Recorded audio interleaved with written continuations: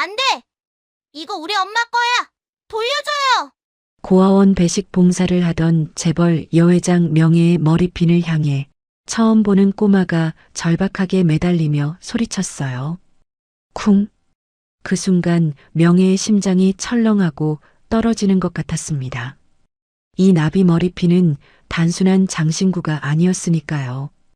25년 전 길바닥에서 잃어버린 딸에게 남긴 유일한 징표이자 명예가 지금까지 살아 숨쉬는 유일한 이유였습니다. 어디서 감히 남의 귀한 물건에 함부로 손을 대. 아무리 배운 게 없어도 그렇지 조그만 게 벌써부터 도둑질을 하려 들어? 명예의 서늘한 대답이 아이의 귓가를 울렸어요. 아이는 눈물과 콧물이 범벅이 된 채로 명예를 쳐다보며 외쳤어요. 도둑질 아니에요. 이거 우리 엄마 헤어핀인데 왜 할머니가 가져갔어요? 그게 있어야 할머니를 만날 수 있단 말이야. 돌려줘, 엄마 거. 그 말에 명예는 별이의 얼굴을 똑바로 쳐다봤어요. 자신이 매몰차게 도둑 취급하며 내쳤던 이 아이는 대체 누구일까요? 지난 25년 동안 끊어졌던 천륜을 잇는 어미의 처절한 심판이 지금부터 시작됩니다. 사연 시작하기 전 구독, 좋아요와 기적이라고 댓글 남겨주시면 계신 곳으로 기적과 행운의 기운을 전달드릴게요. 계절이 채 바뀌기도 전에 스며든 매서운 한기가 소망 보육원의 낡은 복도를 무겁게 짓누르고 있었습니다. 곳곳에 칠이 벗겨진 시멘트벽 너머로 50여 명의 아이들이 양은 식판을 긁어대는 날카로운 마찰음이 불규칙하게 울려 퍼졌죠. 코끝을 찌르는 눅눅한 곰팡이 냄새와 대량으로 끓여낸 무국의 들척지근한 냄새가 뒤섞인 식당 한가운데 국내 최고의 재벌 그룹을 이끄는 윤명의 회장이 빳빳하게 풀을 먹인 하얀 앞치마를 두른 채 서 있었습니다.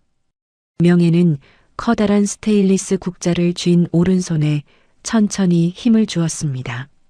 차가운 금속의 감촉이 손바닥을 파고들었지만 뜨거운 국물을 퍼올리는 그녀의 손목은 미세하게 떨리고 있었어요. 모락모락 피어오르는 하얀 김 너머로 배식판을 내미는 아이들의 작은 손가락이 보일 때마다 명예의 가슴 한가운데가 무언가에 짓눌리듯 뻐근하게 아파왔습니다. 벌써 10년째였습니다.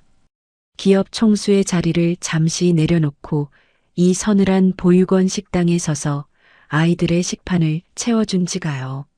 사람들은 회장님의 숭고한 자비라며 고개를 숙였지만 명예의 안에서는 전혀 다른 감정이 비명처럼 맴돌고 있었죠. 이곳은 25년 전 그녀가 잃어버린 5살 딸 지수의 마지막 행적지로 기록된 곳이었습니다. 아이들의 손을 내려다보던 명예의 호흡이 한 박자 어긋나듯 덜컹거렸습니다. 25년 전 그날 밤 청량리 시장 골목의 매서운 칼바람이 다시금 명예의 목덜미를 베고 지나가는 것만 같았거든요. 죽은 남편이 남긴 도박빚, 악기처럼 쫓아오던 사채업자들의 구둣발 소리. 명예는 눈을 질끈 감았습니다. 땀으로 흠뻑 젖어 미끄러웠던 5살 지수의 작은 손이 자신의 손가락 사이를 빠져나가며 허공을 가르던 그 끔찍한 감각이 손바닥에 고스란히 남아 있었으니까요. 그때 내가 그 손을 조금만 더 부서지라 쥐었더라면. 명예는 숨이 턱 막히는 고통을 억누르며 은회색 머리카락 한쪽에 꽂힌 은공의 나비 머리핀을 무의식적으로 매만졌습니다. 25년 전 그 끔찍했던 밤 지수의 머리에 마지막으로 꽂아주었던 단 하나의 징표.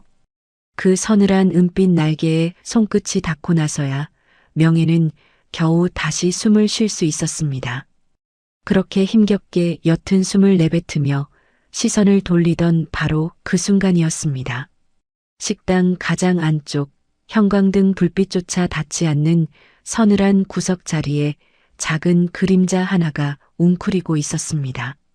이제 갓 8살이나 되었을까요? 체구에 맞지 않아 어깨선이 툭 떨어진 낡은 스웨터를 입은 아이. 그 아이의 유난히 창백하고 어두운 낯빛이 명예의 시선을 강렬하게 잡아끌었습니다. 아이는 밥을 넘기지도 못한 채 고개를 푹 숙이고 숟가락 끝으로 식판 가장자리만 무의미하게 긁어내고 있었죠. 그 위태롭게 흔들리는 작은 어깨를 본 순간 명예의 발걸음이 저도 모르게 아이를 향해 움직였습니다. 하지만 이내 누군가의 거친 소나기가 명예의 앞치마 끈을 낚아챘습니다. 소망보육원의 최덕희 원장이었습니다. 인자한 미소를 띠고 있었지만 원장의 눈동자 밑바닥에는 왠지 모르게 기분 나쁜 경계심이 뱀처럼 다리를 틀고 있었죠. 원장이 명예의 귓가로 고개를 바짝 들이밀며 은밀하게 속삭였습니다. 회장님, 저 아이는 신경 쓰지 마십시오. 엄마를 잃고 우리 보육원에 들어온 지 이제 1개월밖에 안 된 앤데 아주 정서가 불량합니다. 근본이 없는 핏줄이니 굳이 마음 쓰실 필요 없습니다. 근본이 없다. 그 날카로운 단어가 명예의 귓가에 가시처럼 박혔습니다.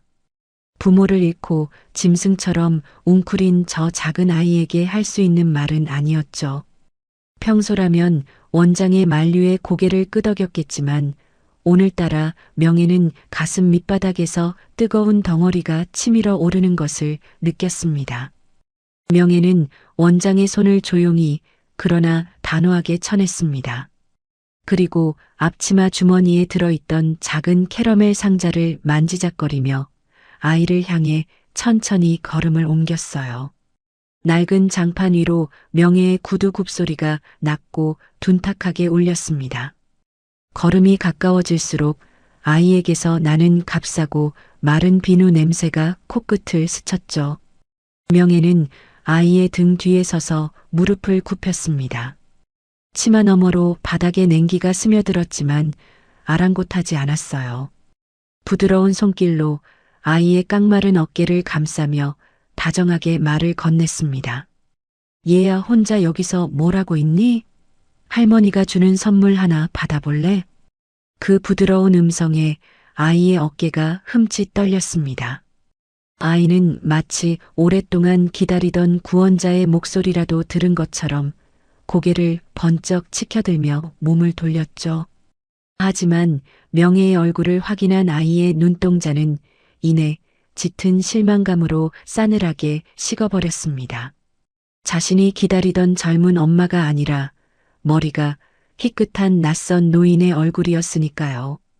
아이가 흥미를 잃고 다시 고개를 획 돌리려던 1초의 찰나였습니다. 식당의 얼룩진 창문 틈으로 새어 들어온 한 줄기 햇살이 명예의 머리에 꽂힌 은공의 나비 머리핀 위로 날카롭게 부서져 내렸습니다. 은빛 나비의 정교한 날개가 허공에서 반짝이며 빛을 발한 순간 아이의 동공이 지진이라도 난 듯 미친 듯이 흔들리기 시작했습니다. 아이의 목구멍에서 헉하는 거친 숨소리가 터져 나오더니 파랗게 질린 입술이 사시나무처럼 경련을 일으켰어요. 그것은 단순한 호기심이나 놀람이 아니었습니다. 세상의 전부를 잃어버렸던 아이가 유일한 생명줄을 눈앞에서 발견한 듯한 숨막히는 경악이었죠.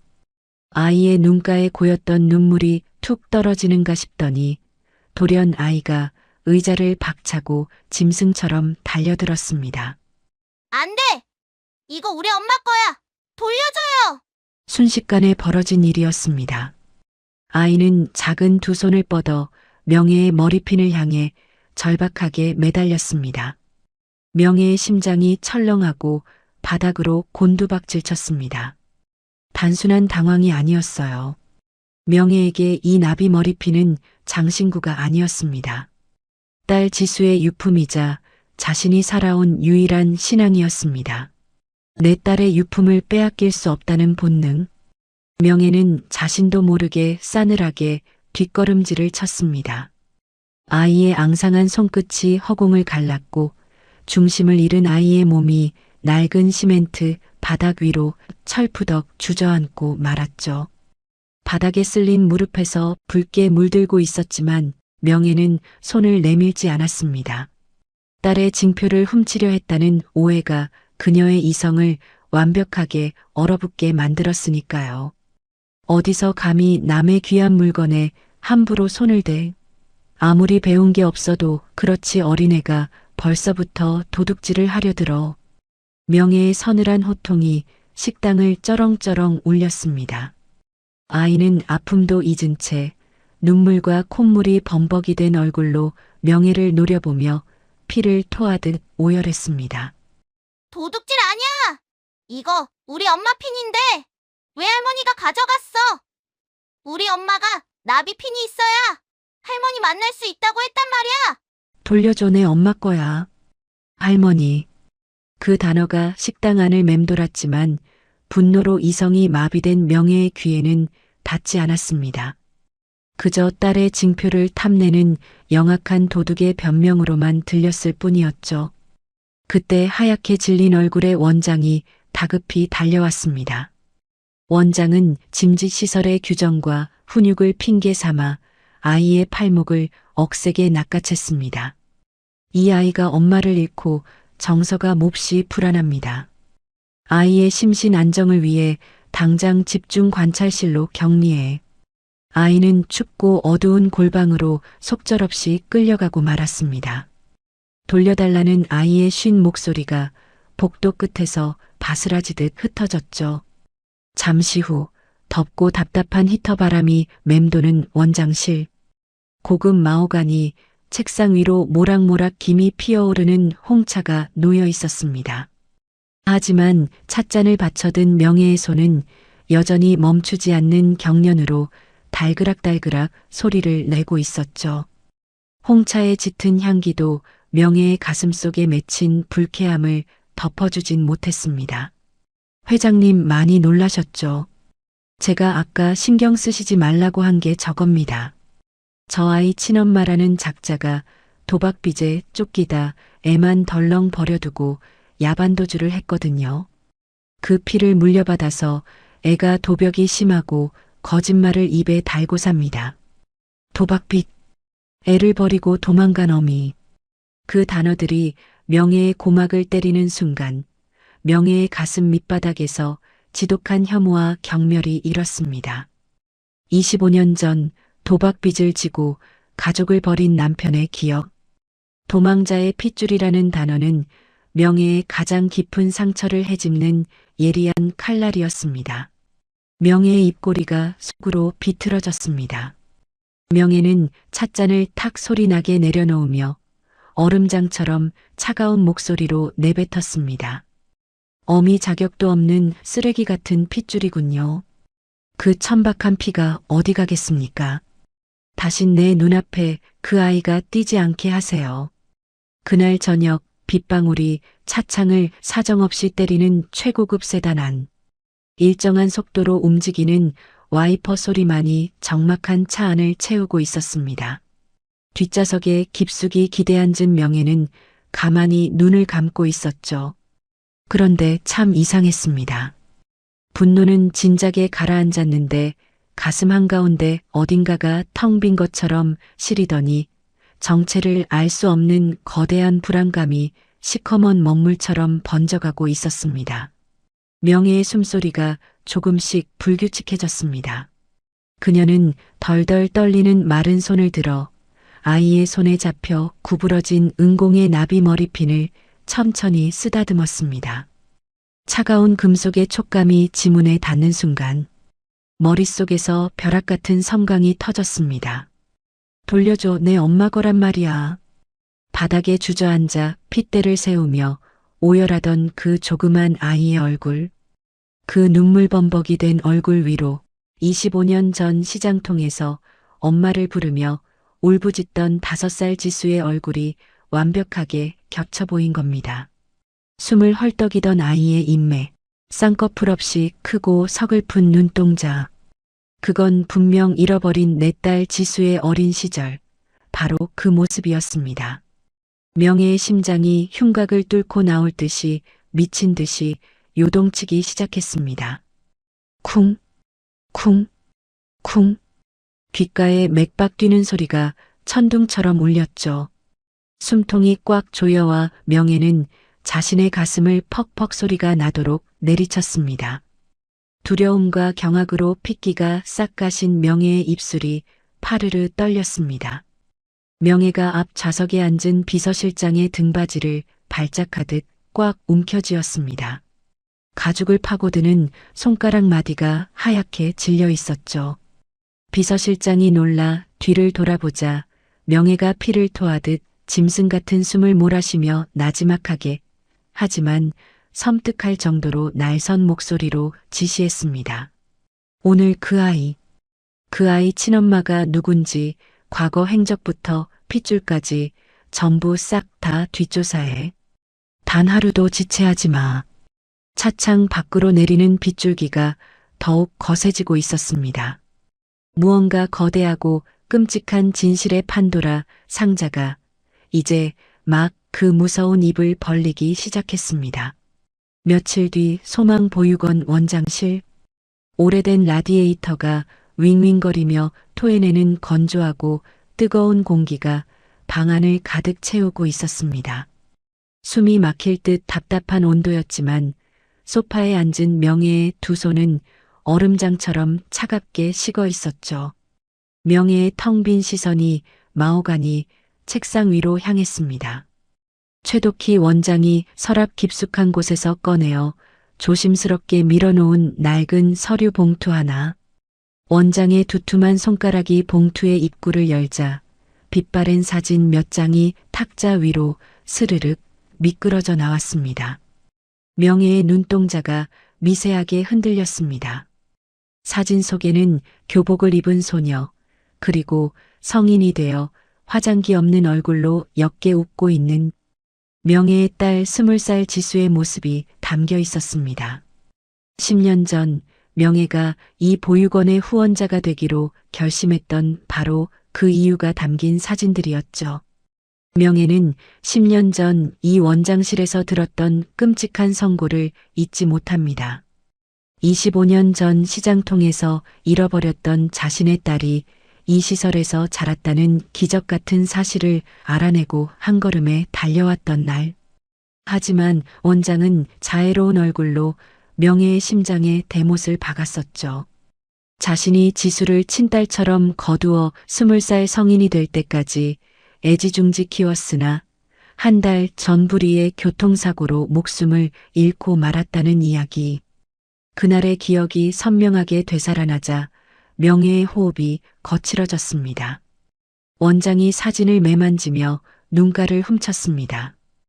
회장님, 죽은 우리 지수가 생전에 자기를 버린 회장님을 얼마나 원망하고 미워했는지 아십니까? 밤마다 어미를 저주하며 울던 그 불쌍한 아이를 생각해서라도 지수 목까지 이 시설의 다른 아이들을 걷어주십시오. 그게 회장님이 지수에게 할 수 있는 유일한 속죄 아닙니까? 원망, 저주, 그 단어들이 명예의 고막을 찢고 들어와 뇌리에 꽂혔습니다. 명예는 덜덜 떨리는 손으로 얼굴을 감싸쥐었습니다. 내 딸이 죽는 그 순간까지 나를 증오했다는 사실. 그것은 명예가 10년 동안 단 하루도 편히 잠들지 못하게 만든 지독한 형벌이었습니다. 가슴 밑바닥에서 뜨거운 죄책감이 소용돌이쳤습니다. 명예는 며칠 전 식당에서 그 상처투성이 아이 별이에게 화를 냈던 자신의 모습을 떠올렸습니다. 딸을 향한 맹목적인 그리움과 부채감 때문에 어미에게 버림받아 정서가 불안하다는 불쌍한 고아에게 씻을 수 없는 폭언을 퍼부은 겁니다. 명예는 입술을 꽉 깨물었습니다. 내가 미쳤지. 죽은 지수에게 속죄하겠다면서 M1 아이에게 내 상처를 화풀이하고 있었구나. 명예는 당장 그 아이에게 다가가 사과해야겠다고 생각했습니다. 자리에서 일어나는 명예의 발걸음은 무거웠지만 단호했죠. 보육원 뒷마당의 낡은 모래 놀이터. 녹슨 그네 옆에 쭈그려 앉아 모래 장난을 하던 별이의 곁으로 명예가 조심스럽게 다가갔습니다. 차가운 겨울바람이 명예의 코트 자락을 흔들고 지나갔습니다. 명혜는 한쪽 무릎을 꿇고 아이의 시선에 맞춰 자세를 낮췄습니다. 그리고 며칠 전 차갑게 내쳤던 일을 사과하기 위해 조용히 입을 열려던 참이었죠. 하지만 명혜가 미처 첫마디를 꺼내기도 전에 명혜의 얼굴을 확인한 별이의 눈동자에 극심한 공포가 번졌습니다. 아이의 깡마른 어깨가 사시나무처럼 떨리더니 뒷걸음질을 치다 모래밭 위로 엉덩방아를 찍고 말았죠. 나쁜 할머니 저리 가요. 별이가 비명을 지르며 바닥에 모래를 한 움큼 쥐어 명혜를 향해 흩뿌렸습니다. 거친 모래알들이 명혜의 비싼 캐시미어 코트와 얼굴에 튀어 올랐습니다. 명혜의 눈이 커졌습니다. 아이의 눈빛은 단순히 혼이 날까봐 겁을 먹은 게 아니었어요. 누군가에게 지독한 세뇌라도 당한 것처럼 명혜를 세상에서 가장 무서운 괴물 보듯 경멸하고 있었습니다. 모래를 뒤집어 쓴 채 멍하니 굳어있는 명혜를 향해 별이는 다시 한번 소리를 지르고는 건물 안으로 후다닥 도망쳐버렸습니다. 명혜는 얼굴에 묻은 모래를 털어내지도 못한 채 텅 빈 놀이터에 우두커니 남겨졌습니다. 가슴 한구석이 서늘하게 식어내렸습니다. 아무리 사과하려 해도 저토록 끔찍하게 자신을 밀어내는 아이. 명혜는 천천히 자리에서 일어났습니다. 원장의 말이 맞을지도 모른다는 체념이 독버섯처럼 피어올랐습니다. 어미가 버리고 간 핏줄. 도박꾼의 피. 그래, 저 아이에게 내 알량한 동정심은 사치일 뿐이다. 명혜는 굳은 얼굴로 뒤돌아서 보육원 정문을 향해 걸음을 옮겼습니다. 다시는 이곳에 오지 않겠다는 뼈저린 다짐과 함께요. 주차장에 대기하고 있던 최고급 세단 뒷좌석에 명혜가 몸을 실었습니다. 외부의 소음이 완벽하게 차단된 차 안은 무덤처럼 고요했죠. 기사가 시동을 걸고 차가 매끄럽게 보육원 정문을 빠져나가려는 순간이었습니다. 명혜의 무릎 위에 놓인 휴대폰이 짧고 강하게 진동했습니다. 비서실장이었습니다. 며칠 전 별이의 뒷조사를 지시했던 바로 그 건이었죠. 명혜는 건조한 얼굴로 통화 버튼을 눌렀습니다. 조사한 결과는 나왔나? 수화기 너머에서 들려오는 비서실장의 목소리는 평소의 침착함을 잃고 미세하게 떨리고 있었습니다. 회장님, 무언가 아주 단단히 잘못되었습니다. 한별이 친엄마의 사망 신고 서류를 다시 확인했는데 당시 사망 진단서에 서명했던 병원 담당 의사가 바로 최덕희 원장의 친동생이었습니다. 명혜의 호흡이 찰나 멈췄습니다. 눈꺼풀이 파르르 떨렸죠. 차가운 가죽 시트에 닿아있던 손가락이 천천히 움츠러들었습니다. 비서실장의 다급한 보고가 이어졌습니다. 게다가 원장이 야반도주했다던 한별이의 친엄마. 저희 정보망으로 추적해 본 결과 그 여자의 나이가 정확히 30살입니다. 10년 전 사망했다던 따님과 나이가 완벽하게 일치합니다. 그리고 이름이 오지수입니다. 오지수? 그 순간 명혜의 귓가에서 이명이 울리기 시작했습니다. 삐. 세상의 모든 소리가 아득하게 멀어지는 것 같았죠. 원장의 친동생이 발급한 사망 진단서. 죽은 내 딸과 똑같은 나이, 똑같은 이름었어요. 명혜의 심장이 한 박자 크게 어긋나며 흉곽을 사정없이 때리기 시작했습니다. 당장 차 돌려. 명혜의 목소리는 형편없이 갈라져 있었습니다. 놀란 기사가 백미러를 힐끗 보았지만 명혜의 두 눈은 이미 핏발이 서 있었죠. 차를 돌리라고. 명혜의 날선 호통에 세단이 급격하게 방향을 틀어 다시 보육원으로 향했습니다. 15분 뒤 보육원의 뒤쪽 식당과 복도.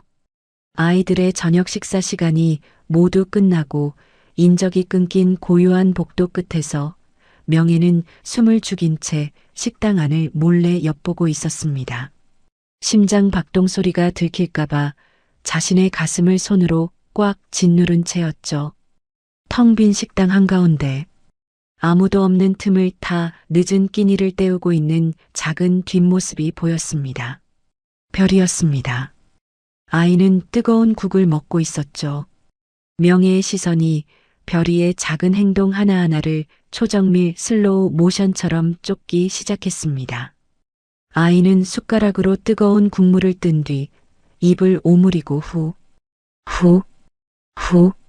정확히 3번의 숨을 불어 열기를 식혔습니다. 그리고 그 숟가락을 쥐고 있는 손, 별이는 오른손이 아닌 왼손으로 숟가락을 쥐고 엉성하게 국물을 떠먹고 있었습니다. 국을 먹기 전 반드시 3번을 불어 식히는 버릇, 그리고 유별나게 고집했던 왼손잡이. 명예의 두 눈에서 굵은 눈물방울이 툭 떨어져 내렸습니다. 눈앞에서 국을 떠먹는 8살 별이의 낡은 스웨터 위로 25년 전 자신이 직접 차려준 밥상 앞에서 왼손으로 국을 3번 불어먹던 5살 지수의 환영이 소름 끼치도록 완벽하게 오버랩되었습니다. 우연이라고 하기엔 피의 지문처럼 너무도 선명한 흔적이었습니다. 명예는 더 이상 참지 못하고 복도 모퉁이를 돌아 식당 안으로 발을 내디뎠습니다. 별이야. 떨리는 명예의 목소리가 식당 안을 울렸습니다. 그 소리에 놀란 별이가 숟가락을 떨어뜨리며 펄쩍 뛰듯이 뒤를 돌아보았습니다. 모래 놀이터에서 자신을 쫓아내려 했던 그 무서운 할머니가 다시 나타나자 별이는 극도의 공포에 질려 뒷걸음질을 쳤습니다. 아이가 황급히 도망치려 몸을 돌리다 낡은 스웨터 주머니에서 무언가가 툭 하고 바닥으로 떨어졌습니다. 별이는 그것을 주울 새도 없이 짐승처럼 식당 뒷문으로 달아나 버렸습니다. 식당 안에는 다시 정적이 내려앉았고 차가운 시멘트 바닥 위에는 별이가 떨어뜨린 작고 낡은 천 조각 하나만이 덩그러니 남아 있었죠. 명예는 홀린 사람처럼 천천히 걸어가 그 천 조각 앞에 무릎을 꿇었습니다. 수십 번을 빨아 너덜너덜해진 가장자리가 다해진 낡은 면 손수건이었습니다. 명예의 떨리는 손이 그 손수건을 집어들었습니다. 손수건의 오른쪽 아래 구석. 세월에 닳고 닳아 희미해졌지만 붉은색 실로 삐뚤빼뚤하게 새겨진 자수가 명예의 시선에 꽂혔습니다. 내 보물지수. 명예의 숨이 턱 막혔습니다. 산소가 완벽하게 차단된 진공실에 갇힌 것처럼 단 한 모금의 공기도 들이마실 수가 없었습니다. 25년 전 코를 훌쩍이는 5살 지수를 위해 자신이 직접 밤을 새워 붉은 실로 수놓아 주었던 바로 그 손수건이었습니다. 모든 퍼즐이 맞춰지는 순간 명예의 머릿속에 자리했던 일말의 혼란이 차갑게 가라앉았습니다. 명예는 생각했습니다. 10년 전 사망 진단서는 조작된 것이었다. 내 딸 지수는 최근까지 살아 숨쉬며 이 아이를 낳아 길렀다. 원장은 10년이라는 기나긴 세월 동안 내 눈과 귀를 가린 채 딸과 나의 사이를 완벽하게 이간질하고 기만해왔다. 손수건을 꽉 움켜쥔 명예의 손등 위로 굵은 핏줄이 툭 붉어져 나왔습니다. 속았다는 허탈함, 딸이 살아있었음에도 만나지 못했다는 뼈를 깎는 고통, 그리고 원장을 향한 사리에 가까운 분노가 명예의 전신을 불태우기 시작했습니다. 하지만 명예는 소리내어 울 수 없었습니다. 어설픈 슬픔으로 시간을 낭비하기엔 적진 한가운데 홀로 남겨진 자신의 핏줄이 너무도 위태로웠으니까요. 명예는 자리에서 천천히 일어났습니다. 조금 전까지 무너져 내리던 가여운 어미의 눈빛은 흔적도 없이 사라지고 그 자리엔 사냥감을 물어뜯기 직전에 피 굶주린 맹수만이 남아 있었습니다. 명예는 코트 주머니에서 휴대폰을 꺼내 다시 비서실장에게 연결했습니다. 명예의 목소리에는 그 어떤 감정도 남아있지 않았습니다. 조 팀장, 지금 당장 누구의 눈에도 띄지 않게 보육원 쓰레기장을 뒤져서라도 저 아이가 쓴 칫솔 빼와. 내일 아침 해가 뜨기 전까지 유전자 검사 결과지 내 책상 위에 올려놔. 단 한 치의 오차도 없이. 명예는 차갑게 굳은 얼굴로 낡은 손수건을 자신의 심장 가장 가까운 품속에 깊숙이 찔러 넣었습니다. 30년의 거짓말을 산산조각 낼 피의 심판이 지금 막 그 서막을 올리고 있었습니다. 사방이 책으로 둘러싸인 거대한 서재. 블라인드가 굳게 닫힌 창문 틈으로 새벽의 푸르스름한 빛만이 간신히 스며들고 있었습니다. 서재 한가운데 놓인 육중한 오크나무 책상 위 윤명의 회장은 미동도 없이 앉아 있었죠. 명예의 시선은 책상 한 구석에 놓인 아날로그 시계의 초침에 고정되어 있었습니다. 째깍, 째깍, 정적을 가르는 규칙적인 소리가 명예의 고막을 신경질적으로 긁어댔습니다. 칫솔을 빼돌려 긴급 유전자 검사를 의뢰한 지 꼬박 하루이 지나고 있었습니다. 검사 결과가 나오기 전까지의 이 숨막히는 시간. 명예에게는 차라리 목을 조르는 밧줄이 더 자비롭게 느껴질 만큼 지옥 같은 불확실성의 연속이었죠. 그때 육중한 서재 문이 열리며 조 팀장이 창백한 얼굴로 들어섰습니다. 그의 손에는 낡고 얇은 서류철 하나가 들려 있었어요. 조 팀장이 책상 위로 서류철을 밀어놓으며 무거운 입을 열었습니다. 회장님, 유전자 결과가 나오기 전 지수 아가씨가 보육원을 나간 뒤의 행적을 추적했습니다. 10년 전 지수 아가씨가 성인이 되어 시설을 퇴소한 후 마지막으로 머물렀던 빈민가의 주소입니다. 명예의 손이 서류철을 향해 뻗어나가다 허공에서 한 차례 멈칫했습니다. 빈민가. 그 세 글자가 주는 서늘한 무게감이 명예의 심장을 무겁게 짓눌렀거든요. 조 팀장이 말을 이었습니다. 다만 안타깝게도 해당 구역은 일주일 전 재개발 문제로 급하게 철거가 진행되었습니다. 집의 형태는 이미 사라졌고 건축 폐기물만이 남아있는 상태입니다. 철거. 일주일 전. 모든 타이밍이 너무도 기가 막히게 맞아떨어졌습니다. 원장의 개입이 있었음을 본능적으로 직감한 명예는 입술을 꽉 깨물었습니다. 그날 오후 명예는 경호원들을 모두 물리친 채 조 팀장만을 대동하고 서류에 적힌 주소지로 향했습니다. 서울 외곽 산비탈에 위태롭게 매달린 낡고 가파른 달동네. 포장조차 되지 않은 좁은 골목을 오를 때마다 매캐한 시멘트 먼지와 오래된 하수구 냄새가 코끝을 찔렀습니다. 주소지에 도착한 명예의 발걸음이 돌덩이처럼 굳어버렸습니다. 그곳에 집은 없었습니다. 부서진 콘크리트 벽돌, 녹슨 철근, 형체를 알 수 없는 쓰레기 더미들이 산처럼 쌓여 있을 뿐이었죠. 이 폐허가 내 딸이 별이를 안고 버텨냈던 마지막 보금자리란 말인가. 명예는 숨을 헐떡이며 주변을 서성이던 인근 주민 한 명을 붙잡았습니다.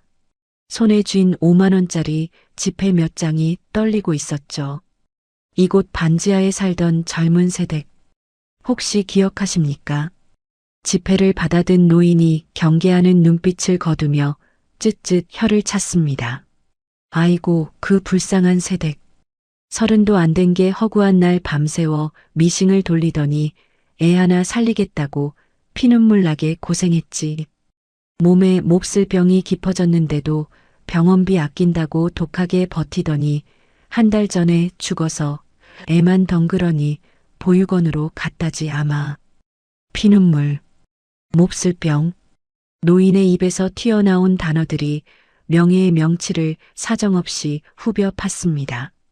명예는 비틀거리는 몸을 가누지 못하고 차가운 흙바닥 위로 털썩 주저앉았습니다. 최고급 실크 바지가 흙먼지로 엉망이 되었지만 명예의 눈에는 오직 눈앞에 거대한 쓰레기 더미만이 보일 뿐이었습니다. 명예는 미친 사람처럼 맨손으로 쓰레기 더미를 파헤치기 시작했습니다. 조 팀장이 기겁하며 말렸지만 명예는 들리지 않는 듯 피가 나도록 뾰족한 벽돌과 부서진 나무 판자들을 들춰냈습니다. 내 딸의 흔적. 단 하나라도 좋으니 내 딸이 살았던 흔적을 찾아야만 했습니다. 얼마나 손가락이 찢기고 흙먼지를 뒤집었었을까요? 부서진 서랍장 잔의 밑동에서 비닐로 겹겹이 꽁꽁 싸매어진 작은 수첩 하나가 명예의 손끝에 걸렸습니다. 물에 젖어 부풀어 오른 낡은 가계부였습니다. 명예는 덜덜 떨리는 손으로 가계부의 첫 장을 넘겼습니다. 삐뚤빼뚤하지만 단정한 글씨체. 별이 생일 조각 케이크 5,500원. 별이 헌 신발 시장 중고 7,000원. 진통제 3,000원. 페이지를 넘길 때마다 기록된 지독한 가난의 흔적. 1,000원, 2,000원에 목숨을 걸어야 했던 딸의 처절한 사투가 고스란히 담겨 있었습니다. 내가 수백만 원짜리 와인을 따고 수천만 원의 그림을 수집하며 저택의 따뜻한 온기를 누리는 동안 내 딸은 고작 5,500원짜리 조각 케이크 앞에서 손을 떨며 살았단 말인가. 명예의 호흡이 찢어질 듯 가빠졌습니다. 그리고 가계부의 맨 마지막 장. 잉크가 번져 흐릿해진 글귀를 마주한 순간 명예의 세상이 완전히 무너져 내리고 말았습니다. 엄마 찾아갈 때 드릴 5만 원짜리 내복 선물 사기 현재 31,900원 모음. 5만 원. 고작 그 5만 원. 명예는 가계부를 가슴에 꽉 끌어안고 차가운 폐허의 흙바닥에 얼굴을 묻었습니다. 짐승이 피를 토해내듯 처절하고 끔찍한 오열이 텅 빈 달동네를 울렸습니다. 내 딸은 그 지독한 가난 속에서도 나를 원망한 게 아니라 나를 만나러 올 그 5만 원짜리 선물을 사기 위해 가토록 아등바등 버티다 죽어갔던 것입니다. 원장의 말이 모두 거짓이었음을, 지수가 단 한순간도 엄마를 버린 적이 없었음을 증명하는 피 맺힌 기록이었죠. 지옥 같던 철거촌에서의 시간이 지나고 며칠 뒤, 명예는 이를 악물고 평소처럼 소망보육원으로 배식 봉사를 나갔습니다. 아직 유전자 검사 결과가 나오기 전이었고 별이의 안전을 위해서는 원장의 눈을 속여야만 했으니까요. 명예의 태도가 부드러워진 것을 확인한 원장이 안심한 듯 가식적인 미소를 지으며 폭탄 같은 선언을 던졌습니다. 회장님 덕분에 우리 시설 사정이 참 좋아졌습니다. 참, 그 별이라는 아이 말입니다. 애가 워낙 정서불안이 심하고 시설에 적응을 못해서 다음 주쯤 해외로 입양을 보낼 예정입니다. 해외 입양. 그 단어가 명예의 뇌리를 강타했습니다. 증거인멸. 원장이 명예의 시선에서 별이를 영원히 치워버리기 위해 서두르고 있는 것이 분명했습니다. 명예의 심장이 철렁 내려앉았지만 그녀는 허벅지를 꼬집으며 필사적으로 평정심을 연출했습니다. 아이가 참 안 됐군요. 불쌍하니 내가 직접 국내에 좋은 입양처를 알아봐 주겠습니다. 하지만 원장은 단호하게 고개를 저었습니다. 아닙니다. 이미 해외 쪽 양부모와 서류 절차가 다 끝났습니다. 회장님이 굳이 신경 쓰실 일이 아닙니다. 원장의 눈빛에는 한치의 틈도 없었습니다.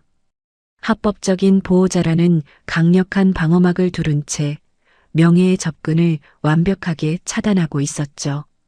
명예는 속이 새카맣게 타들어가는 것을 느끼며 원장실을 빠져나왔습니다. 복도를 걷던 명예의 시선이 굳게 닫힌 관찰실 문틈 너머로 웅크려 있는 별이에게 향했습니다. 명예는 주변에 아무도 없는 것을 확인하고 몰래 문을 열었습니다. 그리고 코트 주머니에서 꺼낸 예쁜 초콜릿 하나를 별이의 손에 쥐어주려 했죠. 내가 내 할머니라고, 이제 다 괜찮아질 거라고 속삭이고 싶었습니다. 하지만 별이는 초콜릿을 보자마자 기겁하며 명예의 손을 세차게 쳐냈습니다.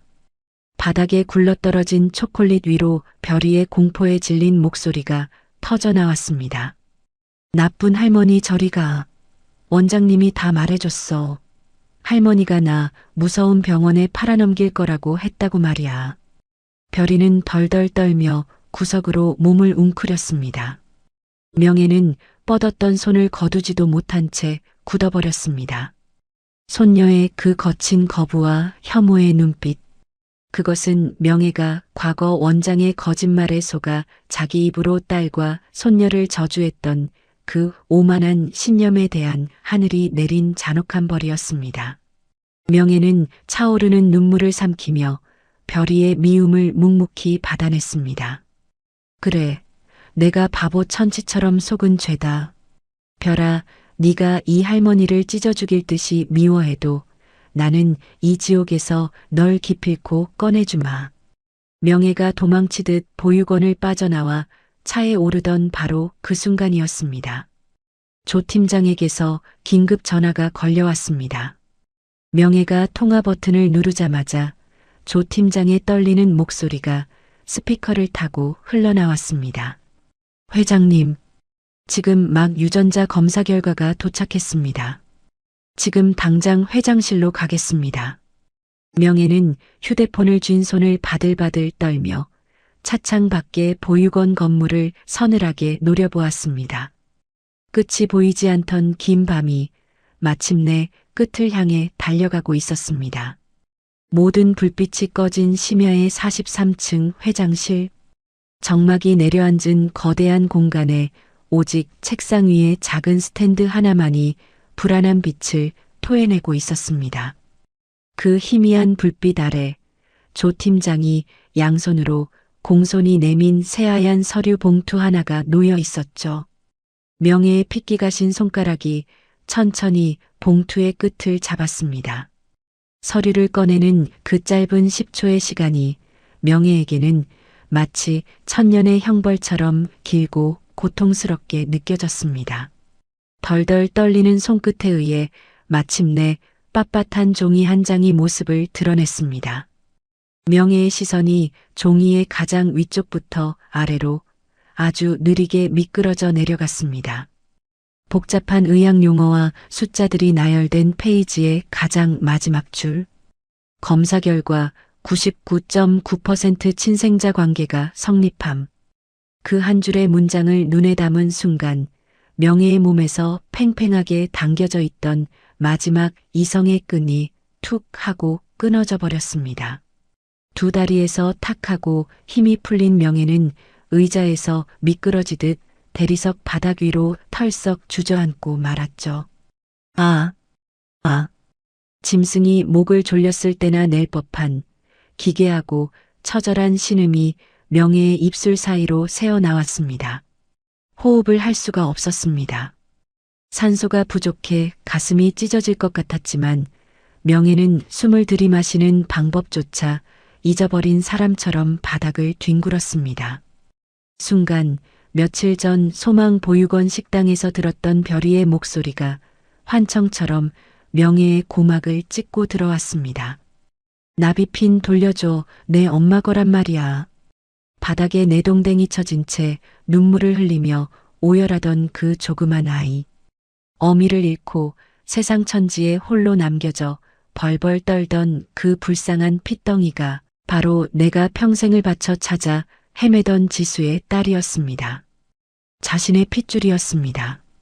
그런 아이를 향해 명예는 제 입으로 천박한 도망자의 피라며 근본 없는 도둑년이라며 악담을 퍼부었던 겁니다. 내가 미쳤지. 내가 미쳤어. 내 새끼가 죽어가며 남긴 마지막 핏줄을 내 손으로 짓밟았어. 명예는 미친 사람처럼 자신의 가슴을 주먹으로 퍽퍽 소리가 나게 내리치기 시작했습니다. 명품 블라우스가 구겨지고 단정하게 빗어 넘겼던 은회색 머리가 산발이 되어 얼굴을 덮었지만 명예는 멈추지 않았습니다. 뼈가 부서질 듯 가슴을 치는 고통보다 죽은 딸과 손녀를 모욕했던 자신의 오만함이 1000배 만배는 더 끔찍하게 아팠으니까요. 차가운 달동네의 곰팡이 핀 단칸방. 몹쓸 병에 걸려 피를 토하면서도 고작 5만 원짜리 선물을 사기 위해 가계부를 적어 내려갔을 내 딸 지수. 마지막 숨을 거두는 순간까지 자신을 버린 어미를 원망하기는커녕 이 은공의 나비핀만 있으면 할머니가 우리 별이를 찾아줄 거라 믿으며 눈을 감았을 딸을 생각하니 명예의 두 눈에서 뜨거운 핏물이 쏟아져 내렸습니다. 한참을 짐승처럼 바닥을 기며 오열하던 명예의 움직임이 어느 순간 뚝 멈췄습니다. 눈물과 콧물로 엉망이 된 명예가 천천히 고개를 들었습니다.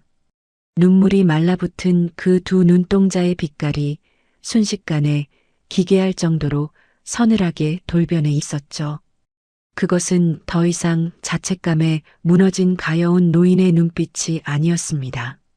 제 새끼의 목숨을 앗아간 포식자를 마주한 피 굶주린 어미 사자의 절대적인 살기. 명예가 바닥을 짚고 천천히 일어났습니다. 조 팀장이 기겁하며 부축하려 했지만 명예는 서늘한 손길로 그를 밀어냈습니다. 지금 당장 그 늙은이의 모가지를 비틀어서라도 내 손녀 데려와. 서재의 유리창이 깨질 듯한 명예의 사자후가 터져나왔습니다. 하지만 조 팀장의 얼굴은 이미 사색이 되어 있었죠. 그가 파르르 떨리는 입술을 달싹이며 절망적인 보고를 올렸습니다. 회장님, 늦었습니다. 최덕희 원장이 회장님의 뒷조사를 눈치채고 불과 1시간 전 별이를 비밀 위탁시설로 빼돌렸습니다. 명예의 눈동자가 흔들렸습니다. 비밀 위탁시설. 그것은 곧 원장이 말했던 해외 입양의 전조 단계, 즉 아이를 합법적으로 완벽하게 숨겨버리는 수용소로 보냈다는 뜻이었습니다. 급히 회장실로 불려온 넥시스 그룹 소속의 대형 로펌 변호사들 수십 명이 일렬로 서서 고개를 푹 숙이고 있었습니다. 그중 가장 선임 변호사가 진땀을 빼며 기어들어가는 목소리로 입을 열었죠. 회장님, 원장이 서류상 완벽한 합법적 법정 보호자입니다. 현재 유전자 검사 결과만으로는 당장 아이를 강제로 빼앗아 올 명분도 경찰의 영장을 청구할 근거도 없습니다. 무리하게 움직였다간 오히려 유괴로 역고소를 당할 수 있습니다. 합법, 법정 보호자, 명분? 그 알량한 단어들이 명예의 뇌관을 완벽하게 건드렸습니다. 내 핏줄을 기생충처럼 뜯어먹은 악마가 법의 보호를 받고 있다니. 명예의 입꼬리가 기괴하게 비틀려 올라갔습니다. 명예는 천천히 책상 앞으로 다가갔습니다. 그리고 양팔을 크게 휘둘러 책상 위에 쌓여있던 수백억짜리 결제 서류와 최고급 크리스털 찻잔 세트, 모니터까지 전부 바닥으로 사정없이 쓸어 던져버렸습니다. 와장창, 날카로운 파열음과 함께 수천 개의 유리 파편이 허공으로 튀어 올랐습니다. 파편에 스친 명예의 손등에서 피가 배어 나왔지만 그녀는 눈 하나 깜짝하지 않았죠. 피 묻은 손으로 넥타이를 쥔 변호사의 멱살을 쥐어짜듯 틀어진 명예가 지옥 밑바닥에서 끌어올린 듯한 목소리로 으르렁거렸습니다. 법이 안 되면 내 돈으로 법을 사. 대한민국 바닥을 전부 다 뒤집고 헬기를 띄워서라도 오늘 밤 안에 내 손녀 내 눈앞에 데려와. 당장. 43층 빌딩 전체를 뒤흔드는 명예의 피 끓는 절규가 밤하늘을 찢어발겼습니다. 거대한 자본의 제국이 한 마리 나비를 삼켜버린 괴물을 짓밟기 위해 그 무서운 이빨을 드러내는 순간이었습니다. 그날 밤 43층 회장실은 그야말로 전시 상황을 방불케 했습니다. 명예의 서늘한 명령이 떨어지기가 무섭게 국내 최고의 승률을 자랑하는 넥시스 그룹 전속법무팀 수십 명이 밤을 지새우며 책상 위로 서류 더미를 쏟아내기 시작했죠. 키보드를 두드리는 날카로운 탁건음과 쉴 새 없이 울려대는 전화벨 소리가 거대한 서재를 가득 채웠습니다. 친생자인지 청구 소송, 임시 보호자 변경 가처분 신청, 원장에 대한 출국 금지 및 횡령 혐의 긴급 고발장까지.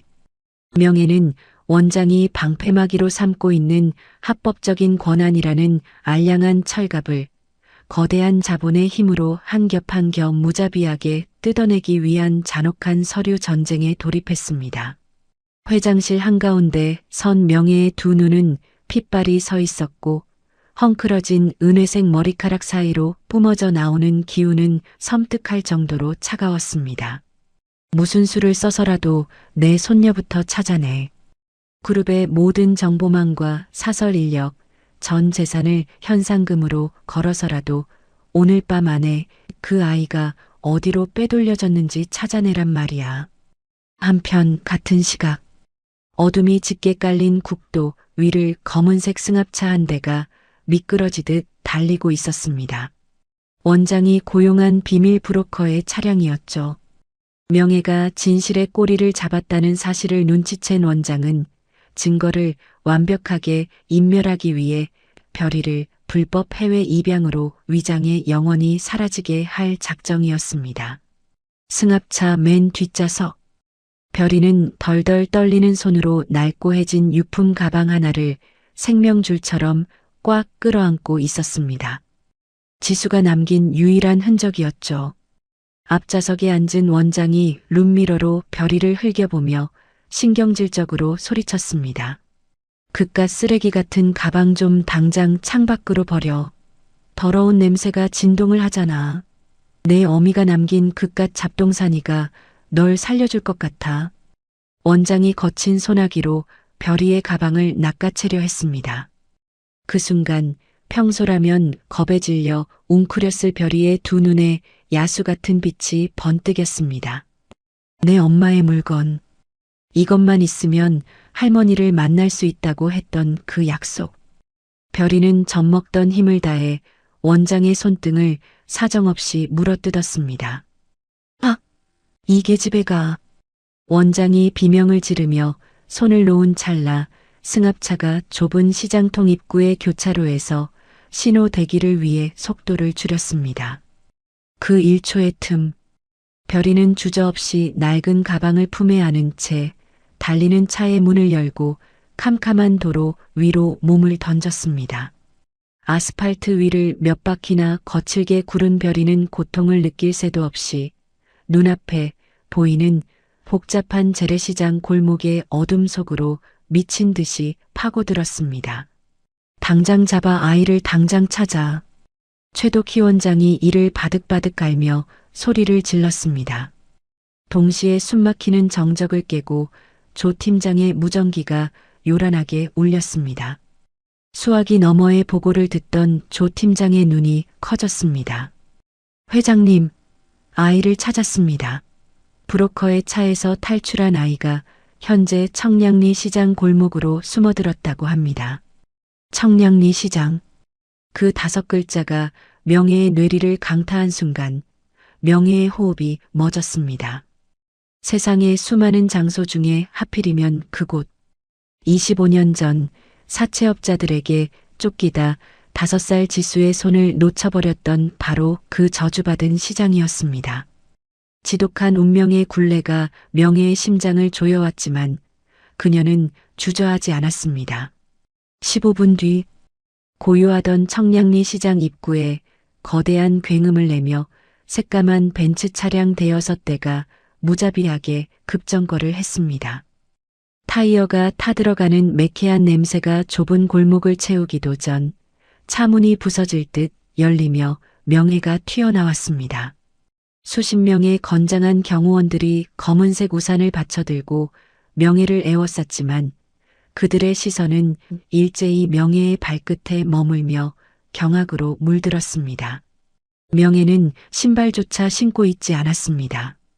회장실에서 별이의 소식을 듣자마자 구두를 신을 그 1초의 시간조차 사치라 여긴 명예가 맨발로 뛰쳐나와 버린 것이었죠.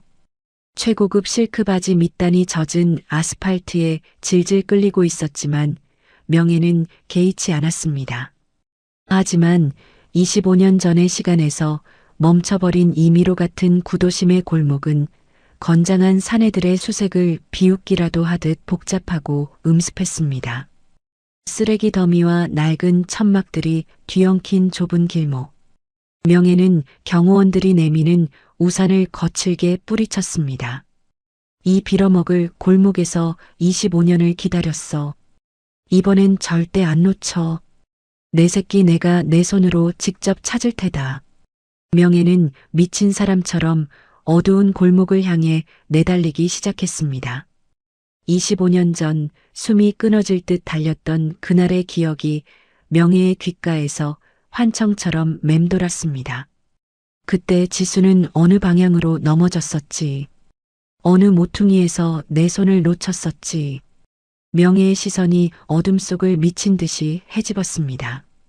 살을 애는 듯한 겨울비가 명예의 몸을 흠뻑 적셨고 칠흑 같은 바닥에 나뒹굴던 깨진 유리 조각과 날카로운 쇠조각들이 명예의 하얀 맨발을 잔인하게 찢어놓았습니다. 걸음을 내디딜 때마다 차가운 시멘트 바닥 위로 붉은 핏자국이 선명하게 도장을 찍듯 남겨졌죠.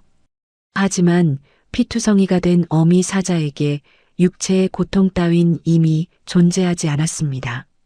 오직 숨통을 끊어놓을 듯한 간절함만이 그녀를 앞으로, 더 앞으로 밀어내고 있었죠. 얼마나 달렸을까요? 가쁜 숨을 몰아쉬며 꺾어 들어간 시장의 가장 깊고 후미진 막다른 골목. 명예의 발걸음이 뚝 멈췄습니다. 낡고 비에 젖은 과일 박스 더미 뒤, 그 칠흑 같은 어둠 속에서 무언가 조그만 짐승처럼 바들바들 떨고 있는 작은 그림자 하나가 명예의 시야에 들어왔습니다. 빗줄기가 점점 굵어지고 있었습니다. 낡은 슬레이트 지붕을 때리는 타닥타닥 빗소리만이 음습한 골목을 가득 채우고 있었죠. 가로등 불빛조차 닿지 않는 후미진 막다른 길. 명예는 숨을 죽인 채 과일 박스 더미 뒤에 웅크린 작은 그림자를 향해 천천히 발걸음을 옮겼습니다. 질척이는 시멘트 바닥 위로 명예의 찢어진 맨발이 붉은 핏자국을 남기며 조심스럽게 다가갔습니다. 무너진 박스 잔해를 조심스럽게 걷어내자 빗물과 진흙으로 엉망이 된 별이의 모습이 드러났습니다. 아이는 지수가 남긴 낡은 유품 가방을 제 심장처럼 꽉 끌어안은 채 바들바들 떨고 있었죠. 별이야. 명예의 갈라진 목소리가 빗소리를 뚫고 조용히 울렸습니다. 그 소리에 놀란 별이가 고개를 번쩍 들었습니다. 어둠 속에서 명예의 얼굴을 확인한 순간 아이의 동공이 극도의 공포로 미친 듯이 요동치기 시작했습니다. 나쁜 할머니 저리 가. 원장이 심어놓은 지독한 셈에 저 할머니가 널 무서운 병원에 평생 가둬버릴 거라는 그 끔찍한 거짓말이 아이의 이성을 지배하고 있었습니다. 별이는 짐승처럼 비명을 지르며 바닥에 널브러진 젖은 흙과 돌멩이들을 한 웅큼 쥐어 명예를 향해 사정없이 던졌습니다. 거친 흙탕물과 돌멩이들이 명예의 젖은 얼굴과 옷깃을 사정없이 때렸습니다. 뒤따라 달려온 조 팀장과 경호원들이 기겁하며 아이를 제압하려 달려들었죠. 하지만 명예는 손을 들어 그들을 단호하게 제지했습니다. 오지 마. 명예의 서늘한 일갈에 경호원들의 발걸음이 그 자리에 얼어붙었습니다. 명예는 날아오는 돌멩이들을 피하기는커녕 그대로 차가운 진흙 바닥 위로 철푸덕 무릎을 꿇었습니다. 할머니가 나 팔아넘길 거잖아. 오지 마. 가까이 오지 마. 아이는 미친 듯이 흙을 뿌려대며 낡은 가방을 등 뒤로 필사적으로 감췄습니다. 자신의 전부인 엄마의 유품마저 빼앗길까봐 극도로 날이 서 있었죠. 명예는 묵묵히 흙구덩이를 기어 별이의 코앞까지 다가갔습니다. 그리고 다음 순간 별이의 시선이 아래를 향하다 무언가를 보고 일순간 멈칫했습니다.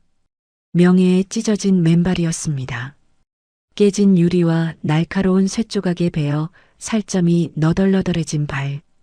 그 상처 틈새로 시뻘건 피가 꿀럭거리며 쏟아져 나와 빗물과 함께 웅덩이를 이루고 있었습니다.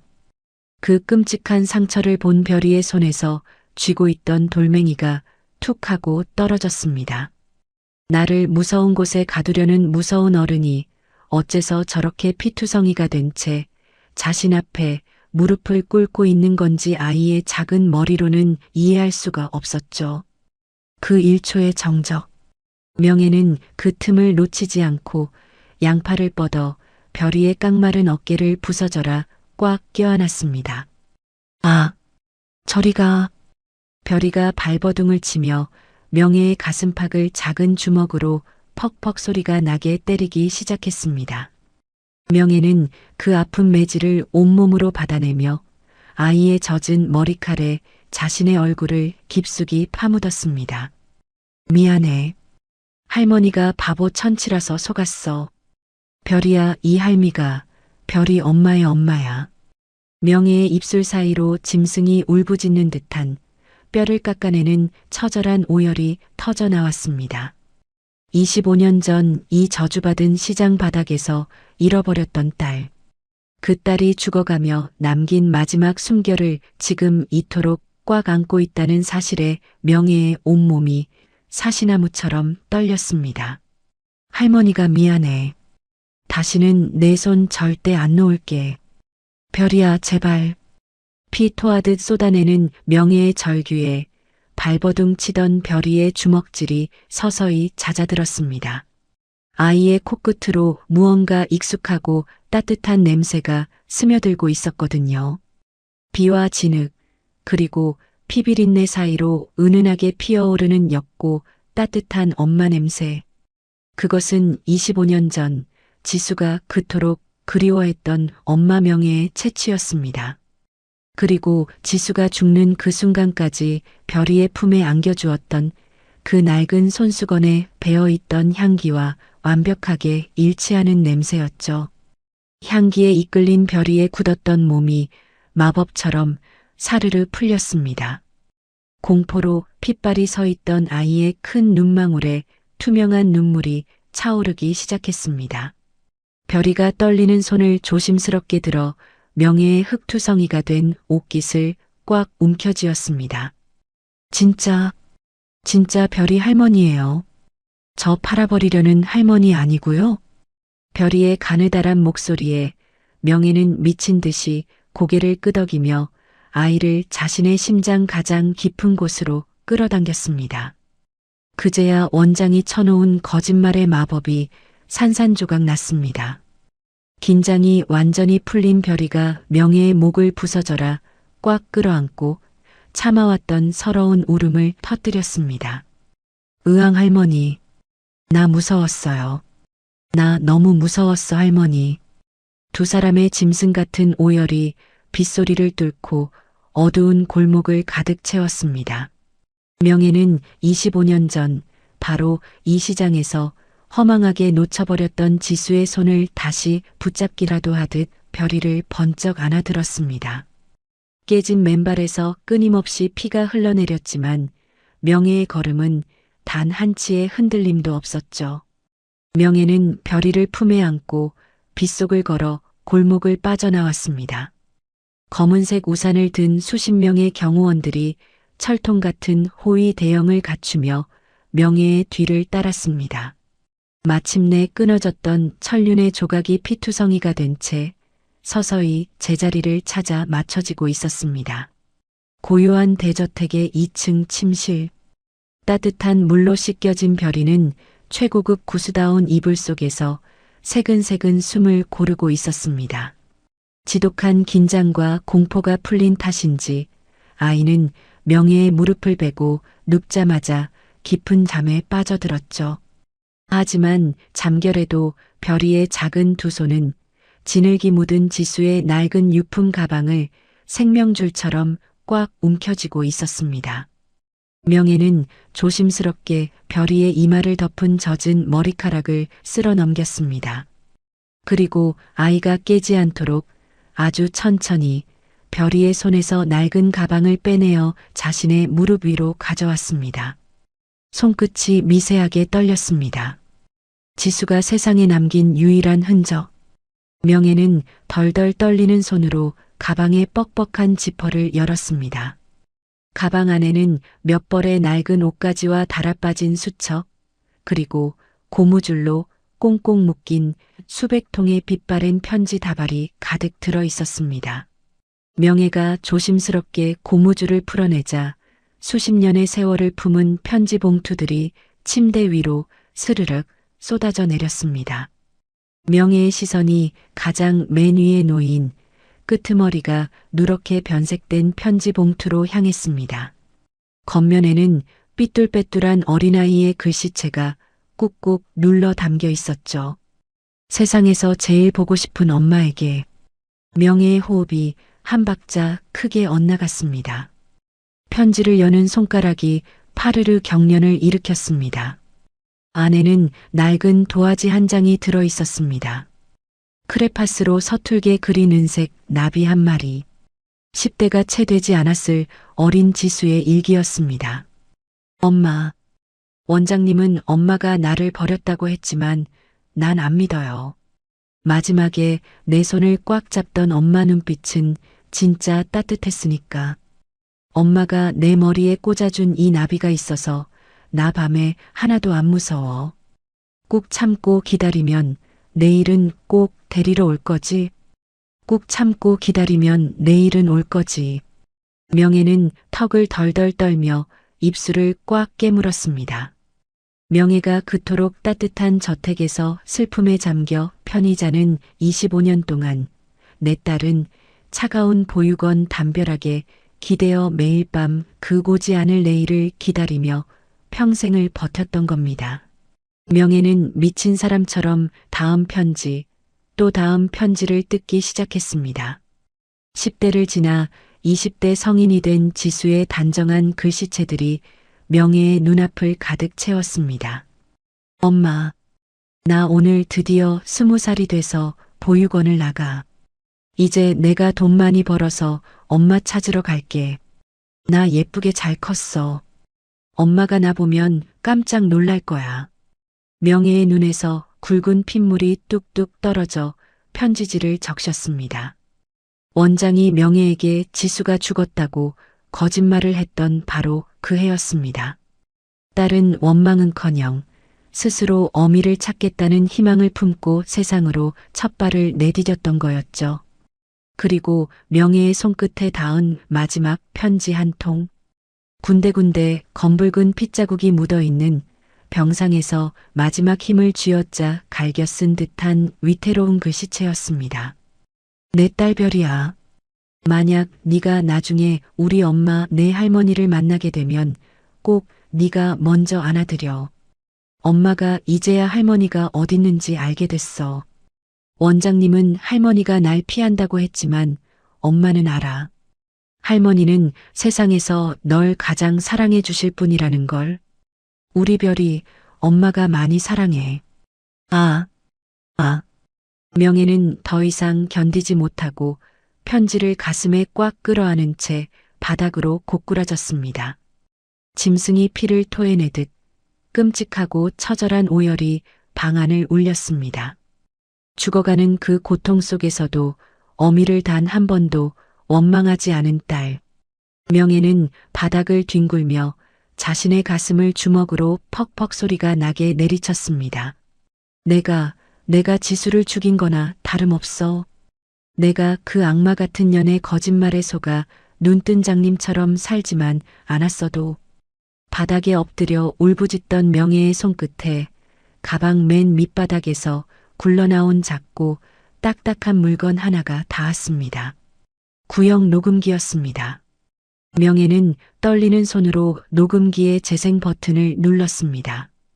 지지직거리는 잡음 사이로 평생을 그리워했던 딸의 목소리였습니다. 최덕희 원장님, 저 죽기 전에 엄마 얼굴 한번 보고 싶어요. 원장님은 알고 계시잖아요. 그 순간 최덕희 원장의 표독스러운 목소리가 흘러나왔습니다. 오지수 내 애미가 너 같은 거 역겨워서 2번 다시 찾지 말라는데 왜 자꾸 연락처를 묻고 귀찮게 굴어. 거머리처럼 들러붙지 말고 그만 포기해. 내 어미가 너 같은 거 역겨워서. 그 한 문장이 재생되는 순간 명예의 짐승 같던 오열이 기괴할 정도로 뚝 멎었습니다. 바닥에 엎드려 있던 명예가 천천히 고개를 들었습니다. 젖은 머리카락 사이로 드러난 명예의 2 눈동자. 그곳엔 방금 전까지 세상을 잃고 무너져 내리던 가여운 어미의 슬픔은 단 한 톨도 남아있지 않았습니다. 오직 한 가지, 제 새끼를 갈기갈기 찢어발긴 포식자를 향한 절대적이고 차가운 살기만이 시퍼렇게 타오르고 있었죠. 명예가 자리에서 조용히 일어났습니다. 방금 전까지 바들바들 떨리던 손끝은 서늘하게 굳어 미동조차 하지 않았습니다.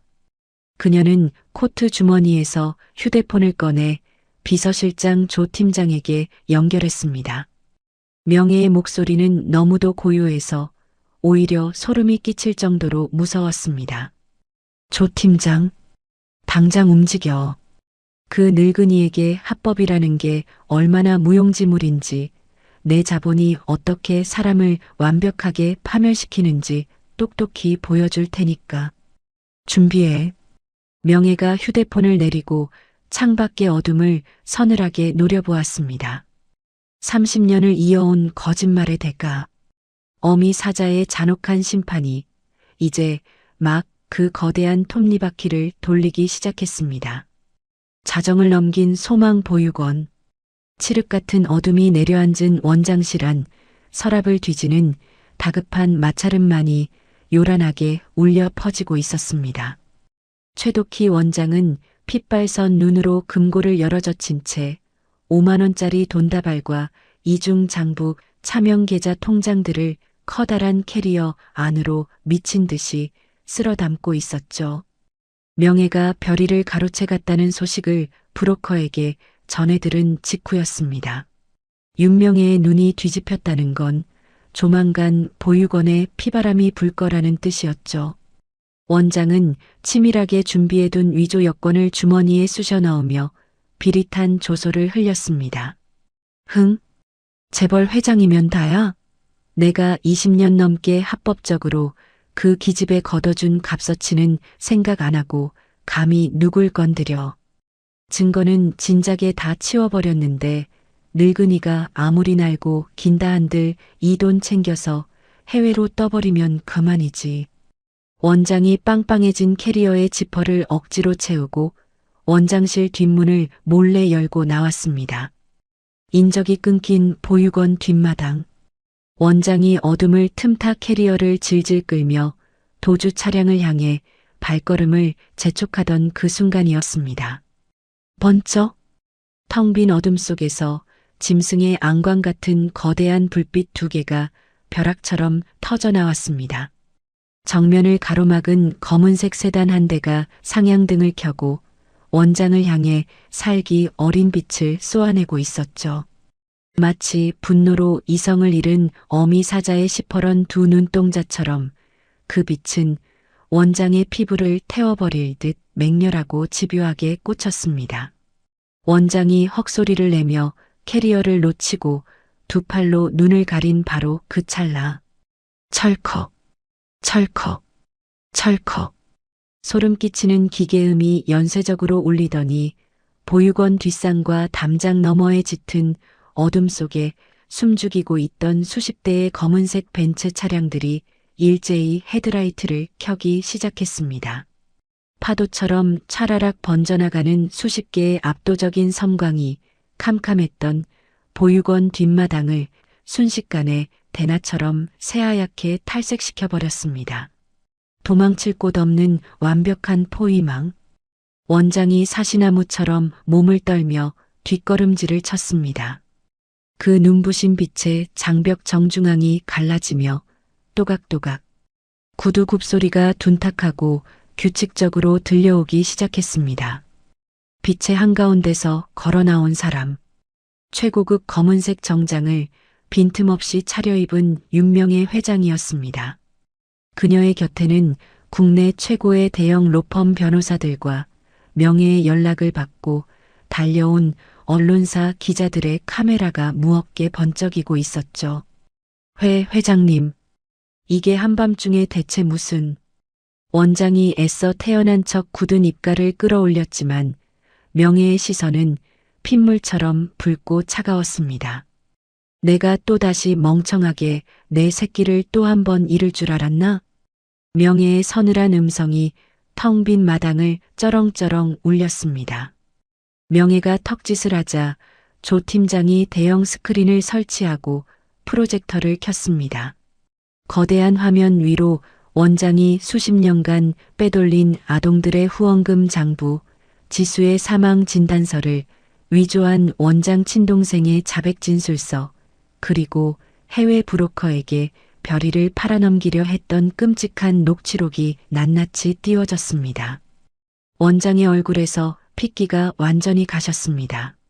하지만 원장은 끝까지 뻔뻔한 민낯을 드러내며 악을 썼습니다. 이게 증거가 될 것 같아요?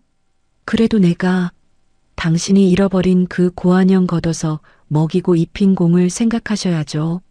내가 친엄마처럼 안 키웠으면 그년이 30살까지 살기나 했을 것 같아 어디 가서 굶어 죽었을걸. 친엄마처럼 키웠다? 그 가증스러운 변명에 명예의 입꼬리가 기괴하게 비틀려 올라갔습니다. 명예가 손을 까딱하자 이번에는 어젯밤 명예가 별이의 가방에서 발견했던 낡은 구형 녹음기의 음성이 보육원 전체를 스피커가 찢어질 듯 울리기 시작했습니다. 내 애미가 너 같은 거 역겨워서 2번 다시 찾지 말라는데 왜 자꾸 귀찮게 굴어. 거머리처럼 들러붙지 말고 그만 포기해. 원장의 잔인한 폭언이 울려 퍼지자 원장의 등 뒤 어둠 속에서 수많은 플래시 불빛이 켜지며 사람들이 하나둘 걸어 나왔습니다. 10년 넘게 원장의 가식적인 미소에 속아 거액을 후원해왔던 재계의 수많은 후원자와 재단 이사들이었죠. 그들은 경멸과 분노가 가득한 눈으로 원장을 쓰레기 보듯 노려보고 있었습니다. 완벽한 고립. 자신이 20년간 쌓아올린 견고한 사기극이 단 5분 만에 잿더미가 되자 원장은 재빨리 태세를 전환했습니다. 그녀는 아스팔트 바닥을 기어 명예의 구두코 앞에 납작 엎드렸습니다. 눈물 콧물을 쥐어짜며 두 손이 발이 되도록 싹싹 빌기 시작했죠. 회장님, 제가 죽을 죄를 졌습니다. 늙은이 목숨 한 번만 살려주십시오. 다 회장님 딸을 위해 그랬던 겁니다. 하지만 명예의 시선에는 일말의 동요도 없었습니다. 명예는 원장의 손길을 더러운 오물 피하듯 서늘하게 물러서며 보육원 마당이 찢어져라 벼락 같은 사자후를 토해냈습니다. 너는 내 딸의 20년을 훔쳤고 내 손녀의 미래를 팔아넘기려 했어. 내 알량한 목숨 따위로도 그 빚은 절대 못 갚아. 명예에 뿜어져 나오는 절대적인 살기에 원장은 이곳에 한 톨의 자비도 없음을 본능적으로 깨달았습니다. 바로 그 순간이었습니다. 납작 엎드려 덜덜 떨던 원장의 눈빛이 독사처럼 번뜩이더니 바닥에 널브러져 있던 무거운 캐리어를 명예 쪽으로 사정없이 집어 던졌습니다. 억지로 잠가둔 지퍼가 터지며 수천 장의 5만 원짜리 지폐 다발들이 밤하늘로 미친 듯이 흩뿌려졌습니다. 사람들의 시야가 돈다발에 가려진 그 틈을 타 원장이 몸을 일으켜 칠흑 같은 뒷산 쪽으로 짐승처럼 도망치기 시작했습니다. 하지만 그 알량한 발악은 몇 걸음 가지 못했습니다. 잡아.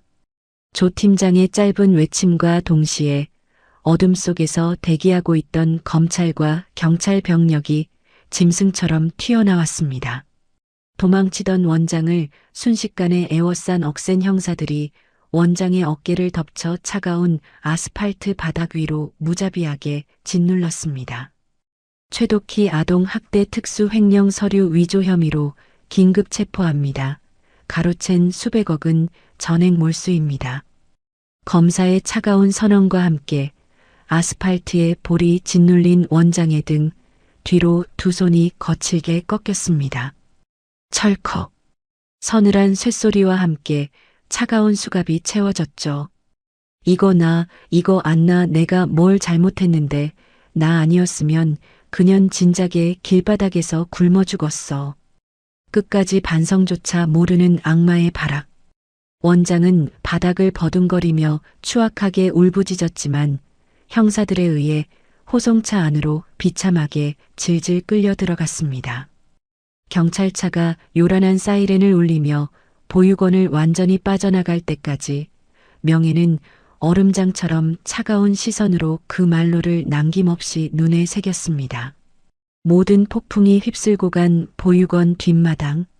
집회가 나뒹구는 아스팔트 위로 다시 무거운 정적이 내려앉았습니다. 그때 명예의 뒤에 세워져 있던 세단 차 문이 조심스럽게 열리며 작은 그림자 하나가 걸어 나왔습니다. 할머니. 명예가 뒤를 돌아보았습니다. 차 안에서 그 모든 상황을 지켜보고 있던 별이었습니다. 별이가 조심스러운 걸음으로 다가와 명예의 핏자국 묻은 코트 자락을 작은 두 손으로 꽉 쥐었습니다. 아이의 눈가엔 눈물이 가득 고여 있었죠.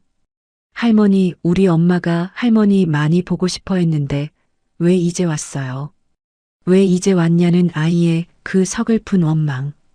그 한마디에 조금 전까지 원장을 파멸시키며 피도 눈물도 없이 서늘했던 명예의 눈동자가 순식간에 속절없이 무너져 내렸습니다. 명예는 대답 대신 젖은 아스팔트 바닥에 무릎을 꿇고 별이의 작은 손등에 자신의 얼굴을 깊숙이 묻었습니다.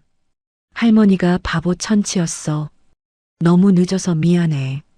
이제 하늘이 무너져도 우리 별이 할머니가 다 지켜줄게. 명예의 짐승 같은 오열과 별이의 서러운 울음소리가 텅 빈 보육원 마당을 가득 채웠습니다.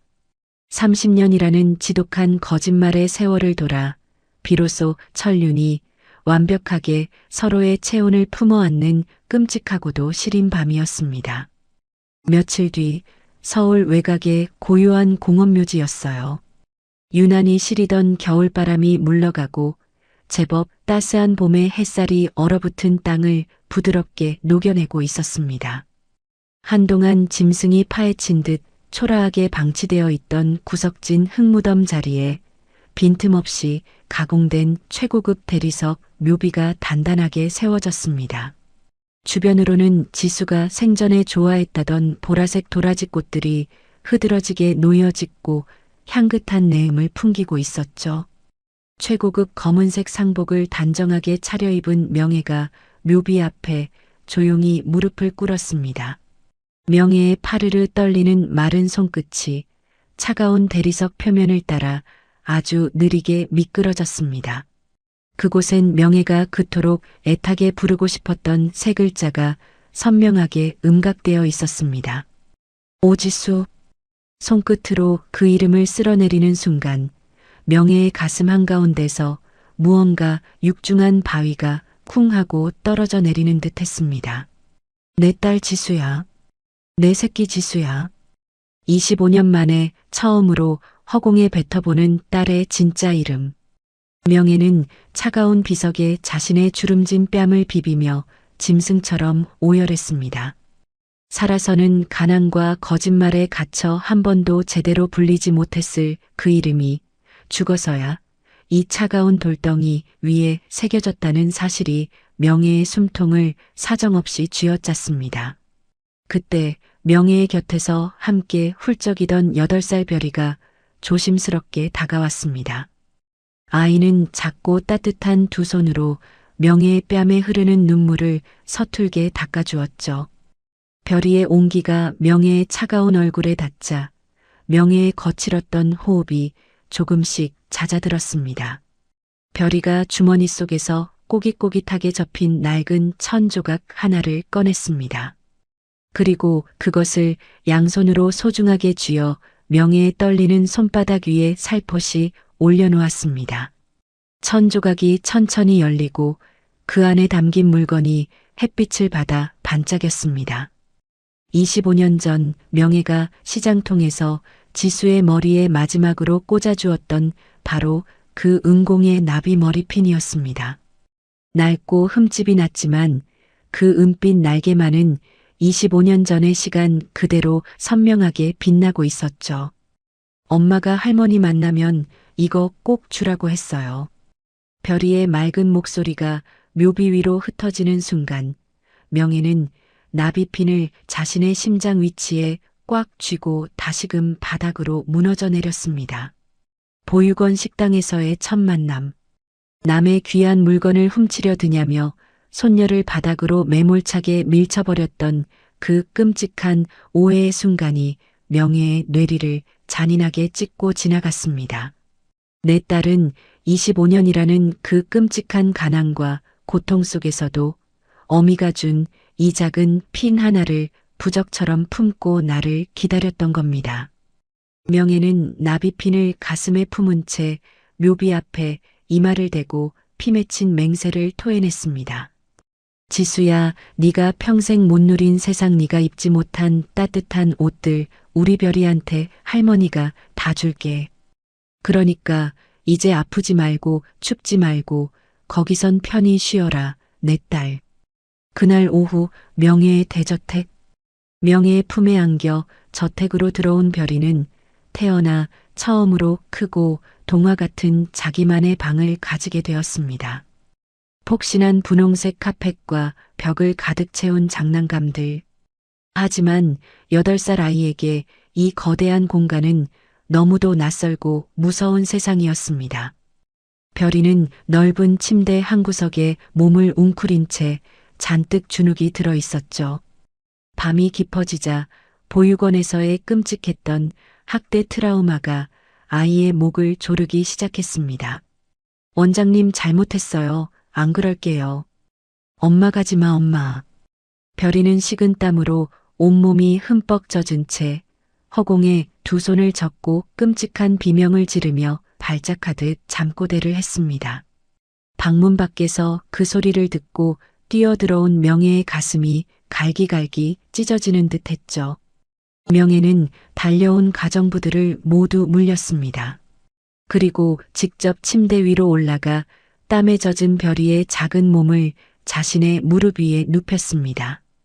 명예는 별이의 덜덜 떨리는 손을 두 손으로 꽉 감싸쥐고 아이의 귀에 입을 맞추며 낮고 부드러운 목소리로 끊임없이 자장가를 불렀습니다.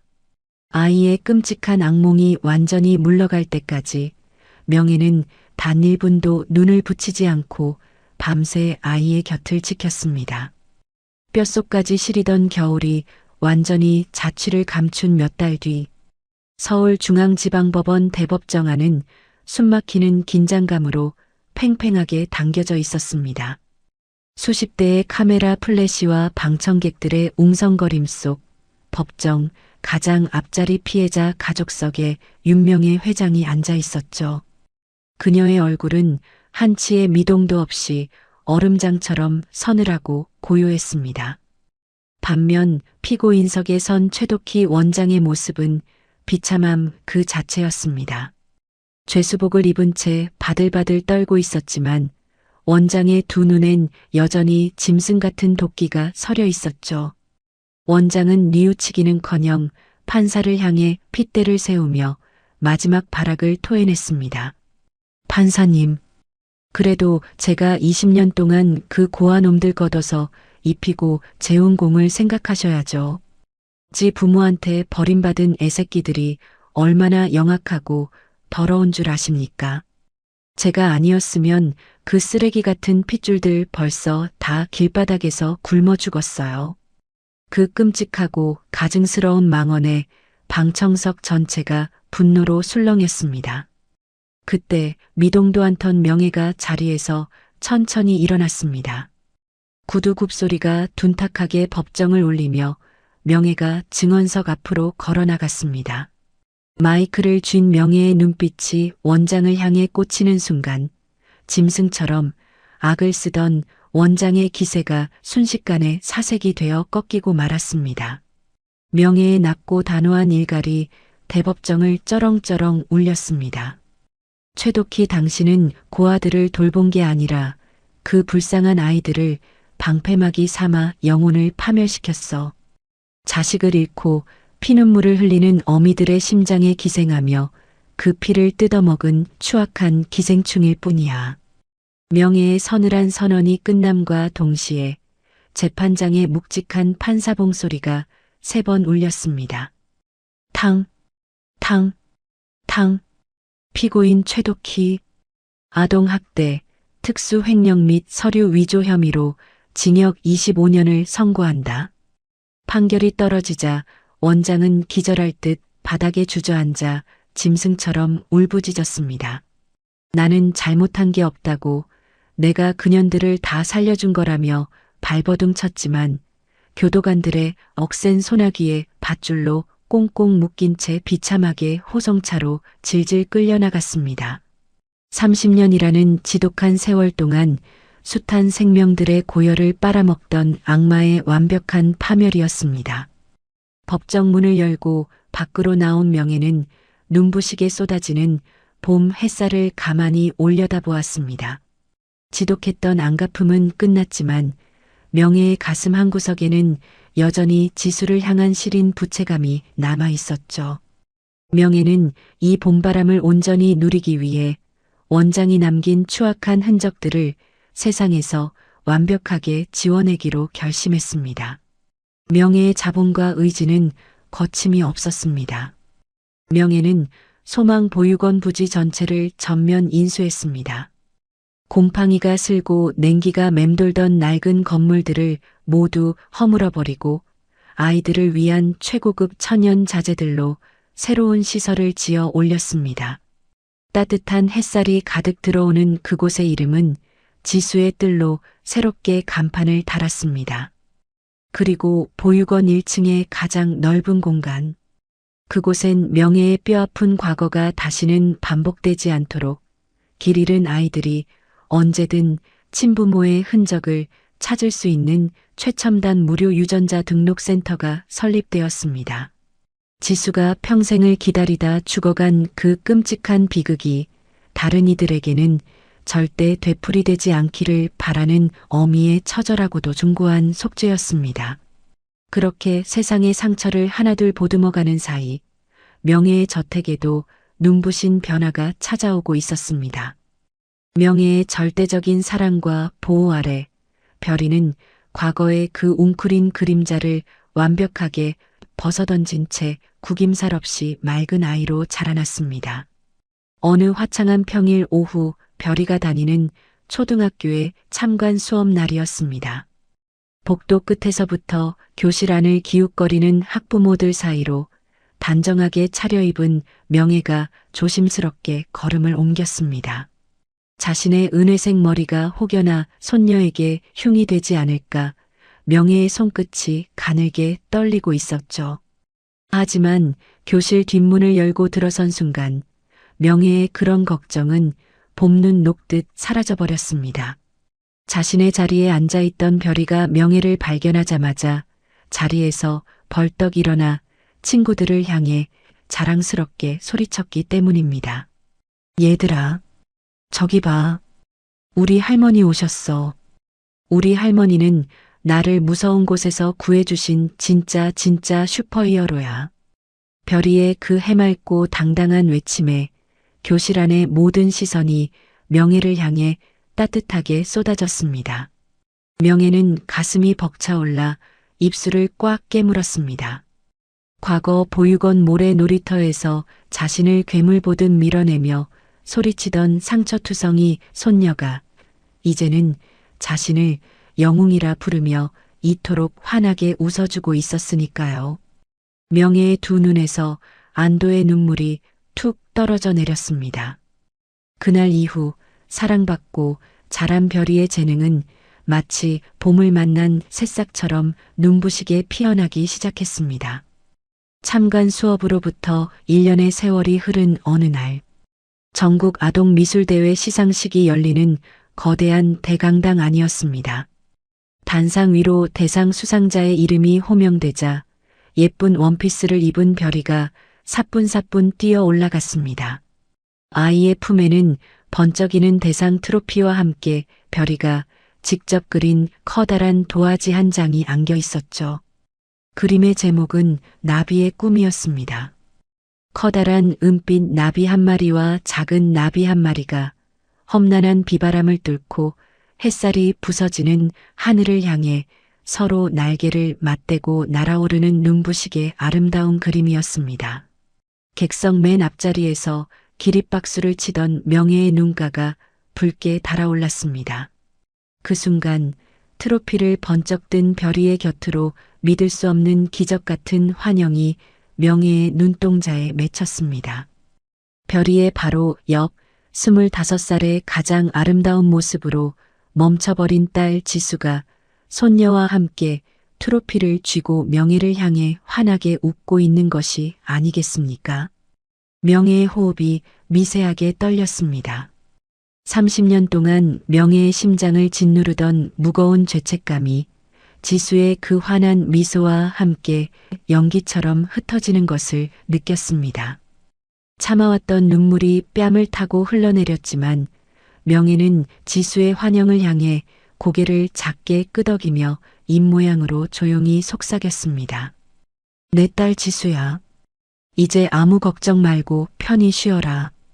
다음 날 아침 따스한 봄 햇살이 폭포수처럼 쏟아지는 저택의 정원. 명예와 별이가 손을 꼭 맞잡은 채 아침 산책을 나섰습니다.